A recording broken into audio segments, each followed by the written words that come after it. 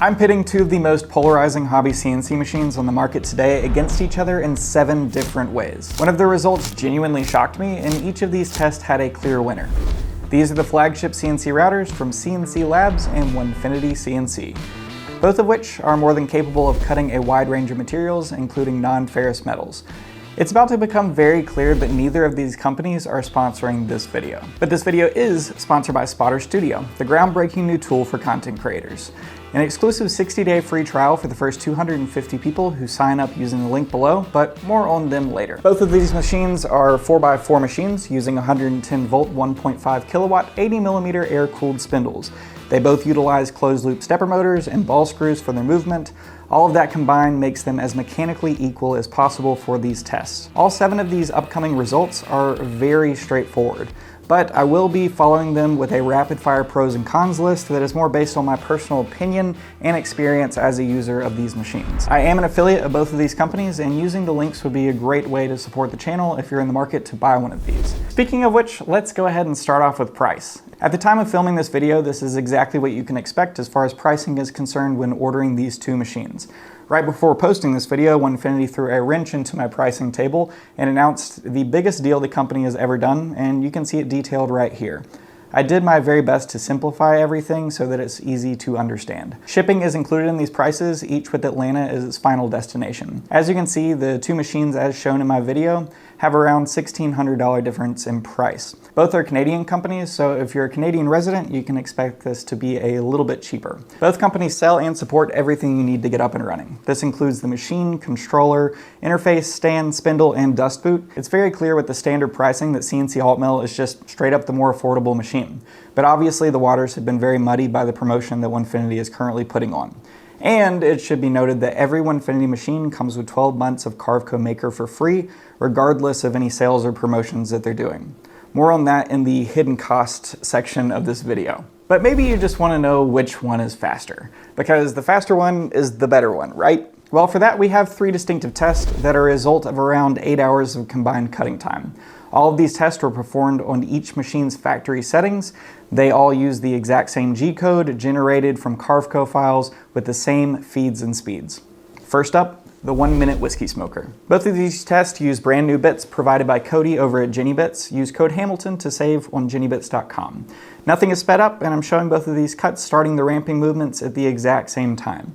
I do think that I could shave off another 5 to 8 seconds due to my slight ramping blunder when toolpathing, but the results speak for themselves. I'll be quiet and let you listen to the cuts.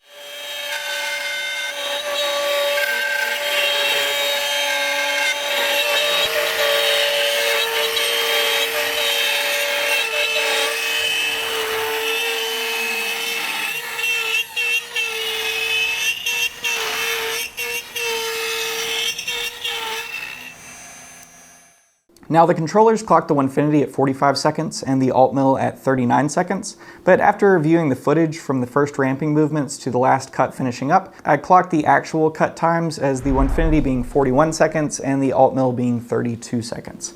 Obviously in this test, the Altmill just straight up cut out things faster, about 22% faster actually. Both whiskey smokers have very clean cuts and are ready to be further refined and sold. At this price point, I firmly believe that these are the only 2 machines in the hobby CNC router market that can produce very fast results like this. Next up, we're doing the hole-in-line test. Done in solid white ash. As you can see, the surface has been dyed black just so that we can see the results a little bit better. This is 4 rapid and heavy profile cuts, then followed by a pocketing of a very squiggly line, all with a ridiculously low Z safe height so that it slightly drags as it travels. This is meant to test speed, accuracy, and rigidity.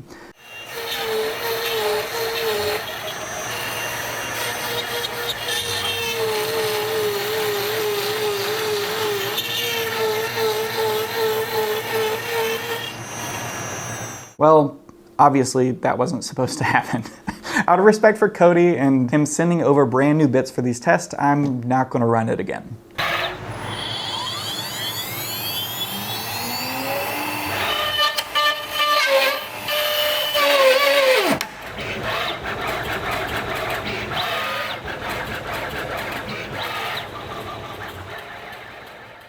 I guess this is one of those fool me twice situations. Whereas on the Whiskey Smoker, the test was based on time, and this one was a little bit more difficult for me to translate. I personally think that the Altmill was just coming in too fast and something had to give. That something being one of the Downtown Jennies. Twice. Sorry, Cody.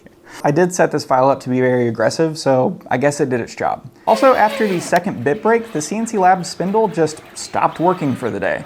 After restarting everything a few times, I shut down the shop and it started working fine the next day. I'll go into more details on that in the opinion section of this video, but that's not the first time that I've had issues with the CNC Lab spindle. Being that the Onefinity Elite didn't break the bit and finished its carve, that's a win for the Onefinity. The third out of these 7 tests is our 3D carve, the Family Tree Marathon. It's a completely customizable family tree STL file that we're going to be cutting out with the Skinny Jenny tapered ball nose. Once again, this was set up with very aggressive feeds and speeds, knowing that each machine would match those to the best of its ability. This customizable STL is now available on cncwithme.com, along with cut-ready files in Carveco and Vectric. Based on your feedback from a recent survey, I'm excited to announce that we're introducing the intermediate bit set, adding 4 new bits to our tool library next year.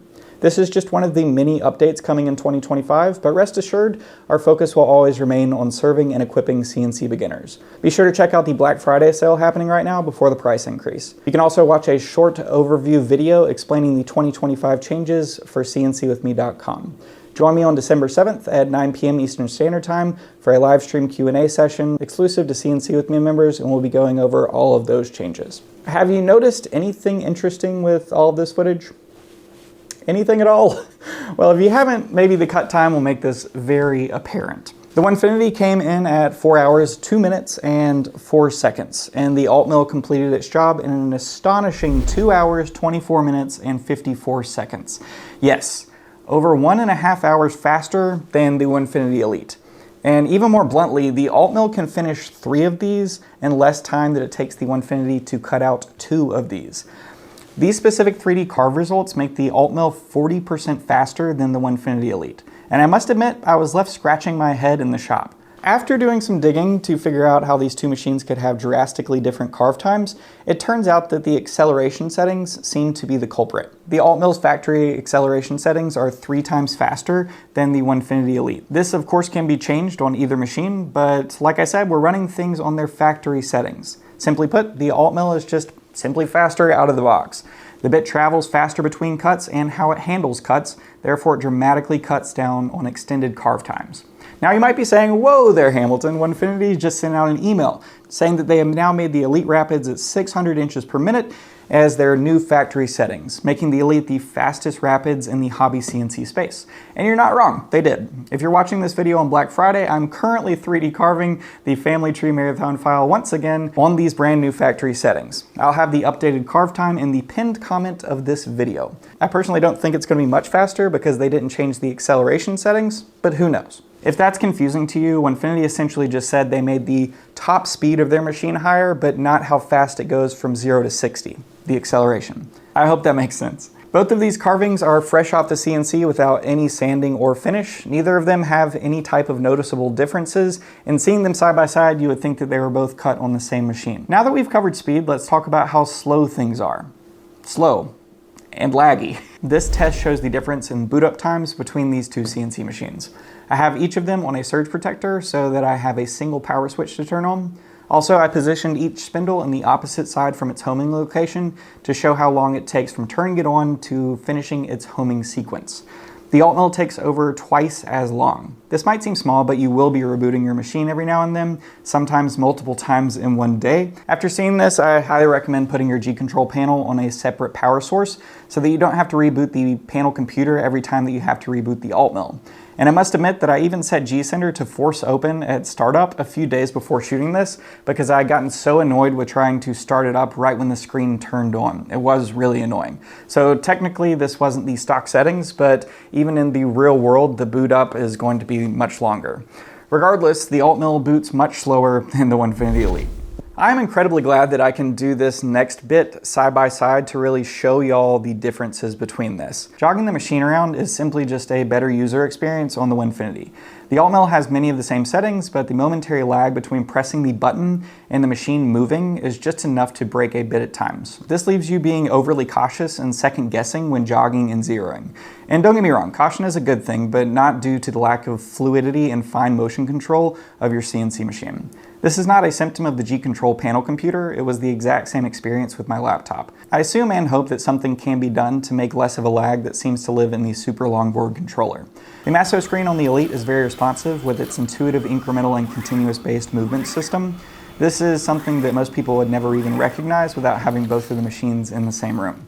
But I do, and I did. And this amounts to an easy win for the Onefinity Elite. This is the last of 7 comparison tests before we jump into the rapid fire opinion portion of the video, and this is just a simple noise test. So here you go. These are the spindles on with no machine movement. The Onefinity Elite is hovering around 72.8 decibels, and the Altmill is hovering around 77.8 decibels. And here is the machine movement without either of the spindles on. Onefinity Elite axis movement comes in around 62 decibels for the X, Y, and Z.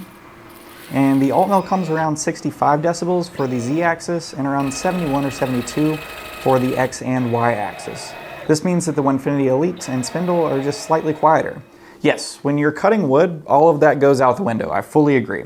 But everyone uses their machines differently. 2 examples off the top of my head are when I used my Onefinity Elite to paint, and then another time when I used it to 3D print Braille with the Quill 80A. I'll have both of those videos linked down below if you're interested in seeing those. So those are the 7 comparisons that I feel are very straightforward. Some of them might matter more to you than others, but let's dive into 11 things that matter to me when deciding between these 2 machines, and I'll tell you what I would spend my money on if I were you. Hidden cost. There are a ton of hidden cost when you're jumping into the CNC world. If you actually are looking at either one of these machines, this price bracket is a much higher price bracket than what people would normally consider a hobby CNC, or being around $1,000.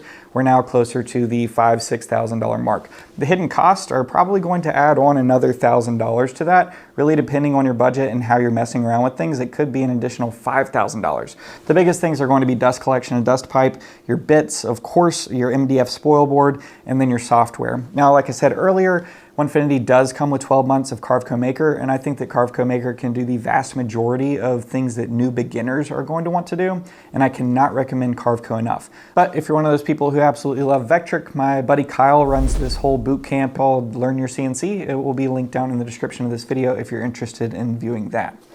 Let's just jump into spindle trouble. So with CNC Labs, I've had a few instances where it was stalling, and even after stalling, it would just simply shut down. It was the craziest thing with the bits that I broke. The first one was fine, the next one, it just stopped working after that. You can even see in this clip, it finished the rest of the cut, and then after it stopped, it was just done for the day. I reset the machine so many times, the controller, everything, and it just wouldn't come back on until the next day. And as I've been showing, when I had an 1.5 inch flattening bit on it, it just wasn't really wanting to chew through it. Honestly, I don't know how to say this other than to say it. It just feels like I still have a Makita router on there. It just looks differently. The power doesn't seem to be there. Maybe I got a dud. I don't know. Maybe I did. So assembly, I really wanted to include this in the original 7 things that I was showing, but I didn't time this, and it's very difficult to really show people exactly how long it's going to take you. It took me about 6 hours to put together the CNC Labs Altmill, which granted was much faster than I thought it was going to, and they had very, very good setup instructions. If you're brand new to setting up Onefinity, I'll give yourself about 2 hours. I personally can do it in under an hour at this point because it is very, very simple. It's very intuitive in order to put it together. Now, I do have a lot of handicapped people reach out asking specifically about CNC machines because it makes woodworking way more accessible, which is one of the really cool things about CNC machining. And I will say that either of these machines are very heavy. Now, there is another card talking about things that are more handicap accessible later on. We'll get into that, but as far as assembly is concerned, the Onefinity is just across the board is easier to put together. Warranty. The Altmill comes with a 120-day warranty, and the Onefinity comes with a 1-year warranty. That might matter to some people, it might not matter to some people. They're very different. Beginner friendliness. This is something that is really hard to explain, so I'll just shuck it down to the interface of each of the machines. The Altmill uses G-Sender, and I think that G-Sender is incredibly beginner friendly. Everything is laid out on one page. If you want to know more and dive in more, you certainly can, but everything that you need is very clearly labeled. The Masso is very intimidating when you first start, but after you've run a few jobs, it's incredibly intuitive. But I will say, both of those systems and the interfaces put right next to each other, I think the Altmill with G-Sender just is an easy win. Support, that's one that you hear about online all the time. I have my two buddies, Jay and Wiley, coming to town. I had them send off secretive emails, and after those emails, they had this to say. It took me 4 minutes. 4 minutes? 4 minutes to get a response. Yep. I actually don't feel any more comfortable with either one of them. I think they're both sort of the same. Also, I don't use Facebook, so Facebook's not very helpful to me. Yeah. Excellent customer service for both groups.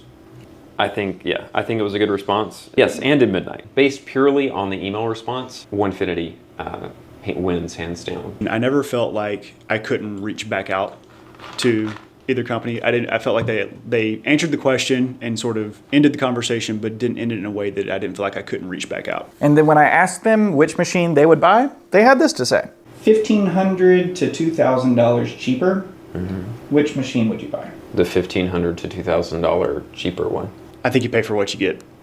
So I'm going to spend the more money. So third-party accessories, and this is something that has grown over time. CNC Labs is actually an older company than Onefinity. Both of them have been around for a few years at this point. And the really nice part is there's always third-party people out there that are making really cool stuff to make your machine better.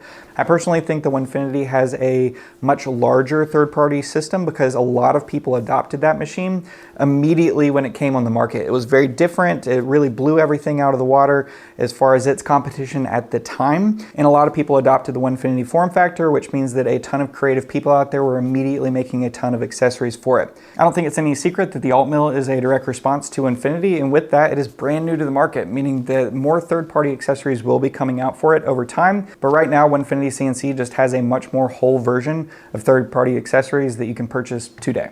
All right, advanced user experience. Now this is something that you're going to be hearing a lot about, is about people jumping in and changing settings. Earlier when I mentioned that Onefinity had changed their settings and sent things out from the factory, and now their factory settings are faster. To run my machine at those settings, I'm just going to open it up and quickly tap a few numbers, and all of a sudden it's faster. Both of these machines, you can tweak settings.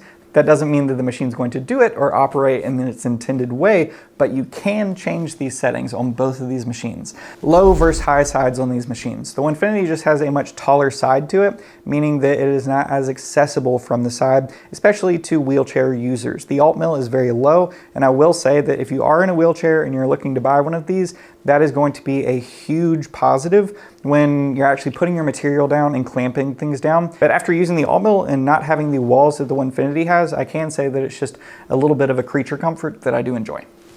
The ball screw nut location. This actually goes into the walls of the Onefinity. The ball screw is exposed. If you're like me and you're making content or even trying to film things and not using dust collection, or you don't have very good dust collection, dust is going to get on that ball screw. It is going to get swallowed up by the ball nut, and you are going to have to perform maintenance on that much more regularly than you are going to with the Altmill. Now the Altmill, you're still going to have to maintain that machine. It's not maintenance free by any means, but as far as the design is concerned, the ball screw and the nut are much more hidden and enclosed on the Altmill than they are on the Onefinity, especially when you're not running dust collection. Make sure you get dust collection. You definitely need it. And then lastly, and I think this is an incredible thing, is just the ecosystems of each of these companies. Onefinity just announced their partnership with Rapid ATC for a brand new ATC system that doesn't use any pneumatics, so you're not going to have to buy an air compressor or dry that air before it gets to a brand new specialized spindle. You now can use this little innovative system that uses the spindle in order to loosen and tighten, call it nuts. Go ahead and check it out. It's a really cool system. That being said, Rapid Change ATC existed before Onefinity found them, so you can buy a Rapid Change ATC system from Rapid Change directly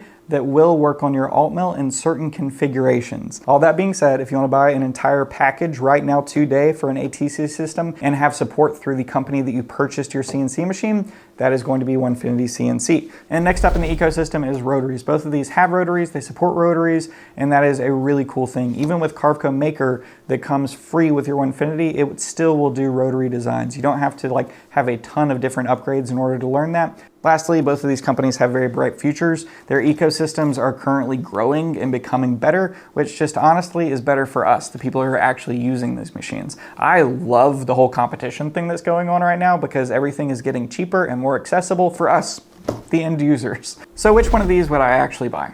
Right now, today, if I were spending my own money, I would buy the Onefinity Elite. I use my machine to make money, and from what I've seen personally in my shop between these two machines, it's just more reliable. If I didn't depend on my machine to make money, I would definitely buy the Altmill. It's cheaper, it has significantly faster acceleration, and I assume that we'll be working out a lot of the bugs that I've been running into, as this machine is brand new to the market.